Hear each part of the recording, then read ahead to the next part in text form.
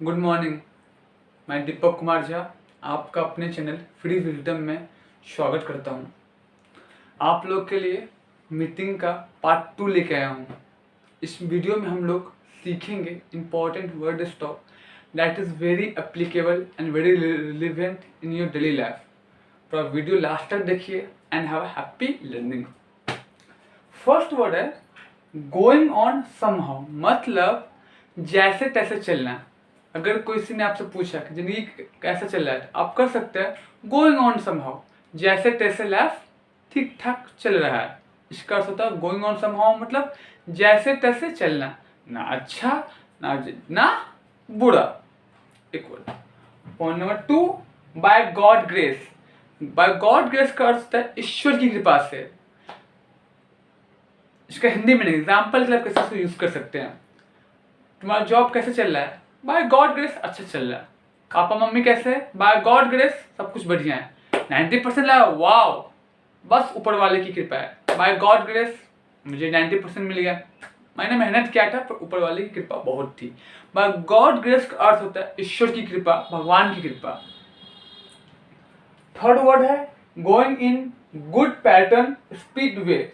इसका अर्थ होता है अच्छे से चलना। देखिए नॉर्मल में पैटर्न यूज करते हैं। पैटर्न बेसिकली कॉमर्स में यूज होता है, अकाउंट्स में जनरल लेजर का pattern.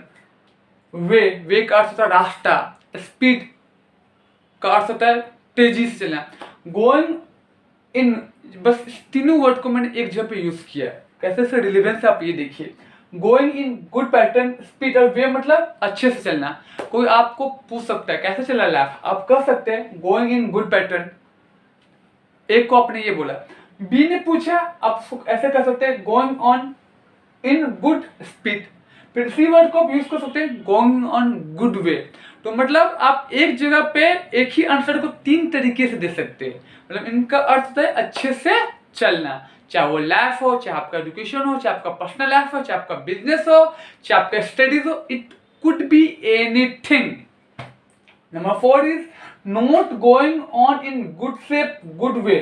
Normally we use the word shape basically in a biology to in a maths to justify someone dimension. Someone is a weighty, have a heavy weight, we say he have a good shape. Yeah, he has a bad shape. But shape is not only subject to the only mathematics, physics या biology. Shape is use anywhere. अगर मान लो किसी का से अच्छा life नहीं चल रहा है, not going on good shape, अच्छा नहीं चल रहा है यार, बहुत किसी का बहुत अच्छा चल रहा है, she is doing very fine, going on good shape. In this particular example, shape is not used for physical dimension. Shape is useful for particular source of information to deliver to next person. Fifth word है in recent past. Recent past एक बहुत अच्छा word है, आप इसको हमेशा use कर सकते हो। रिसेंट पास्ट का अर्थ बीते कुछ दिनों में। वो कुछ दिन नॉर्मली 1 दिन, 2 दिन, 3 दिन, 4 दिन, 10 दिन, 20 दिन, महीना, 1.5 महीना, 2 महीना, 3 महीना, 4 महीना, 5 महीना, 6 महीना, 8 महीना, 9 महीना मैक्सिमम। या मैं बैक बोल रहा हूँ, प्रीवियस की तरफ बोल रहा हूँ। जैसे इन रिसेंट पास्ट मंथ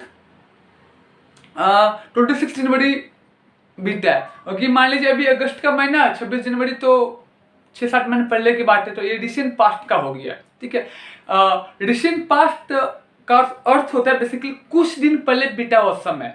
अगर हम डेज की बात करेंगे तो आप नॉर्मली 30, 40, 50 डेज बैक में जा सकते हो। मंथ की बात करोगे तो आप नॉर्मली आप पकड़ लीजिए 8 महीने, 10 महीने, 11, 12 महीने बैक चले जाइए। ईयर की बात कीजिएगा तो 3-4 साल पहले चल जाइए। एग्जाम्पल के लिए Covid is a recent past activity. Covid 2020 में आया था, तो अभी 2021 चल रहा है, तो रिसेंट पास्ट एक्टिविटी है। तो रिसेंट, इसको रिसेंट टाइम, रिसेंट गोन टाइम कहते हैं। रिसेंट पास्ट को रिसेंट गोन टाइम भी कह सकते हैं। तो आप पे डिपेंड करता है कि आप एक वर्ड को किस तरीके से यूज करते हैं, depend on your situation, depend on mindset. अब नेक्स्ट वर्ड है I had to be a part of lots of difficulties and problem. मैं, इसका अर्थ होता है मैं बहुत सारे प्रॉब्लम का हिस्सा था। एक चीज मैं आपको बताता हूँ भाइयों बहनों, कोई भी व्यक्ति किसी प्रॉब्लम का हिस्सा होना नहीं चाहता है। प्रॉब्लम ऑटोमेटिकली आपके पास में आ जाती है। पर आप अगर किसी को ये बोल, नॉर्मली हम लोग क्या करते हैं, यार I am suffering from lot of problem, I am not going through good phase, ये सभी बोलते हैं। लेकिन आप इसको इस तरीके से बोलेगा, I have to be part of, I have to be a part of, मुझे बहुत सारे प्रॉब्लम का हिस्सा होना पड़ा। ये सेंटेंस कुछ अलग तरीके से निकलता है। It's our different meaning, presentation all together, I want to say presentation meaning वही है कि मुझे बहुत सारे प्रॉब्लम को झेलना पड़ा, मैंने बहुत सारे प्रॉब्लम को फेस किया, बस इसके बोलने का तरीका अलग है। तो that's makes the difference and that create a differentiation from you from rest of the world.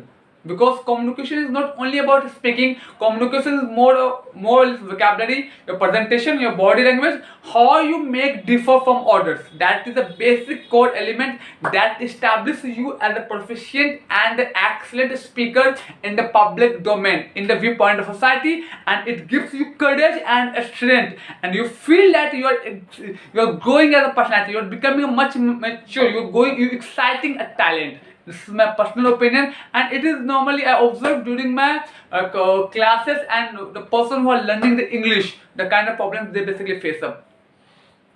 8 number है प्रोफेशनल लाइफ। तो ऐसा लाइफ जहाँ पे हम नौकरी करते हैं, बिजनेस करते हैं, पैसा कमाते हैं, उसको करते हैं प्रोफेशनल लाइफ। लास्ट है पर्सनल लाइफ। पर्सनल लाइफ मतलब निजी जीवन, माँ बाप, भाई बहन, बेटा बेटी, पढ़ाई लिखाई, शिक्षा दीक्षा, फ्रेंड सर्कल।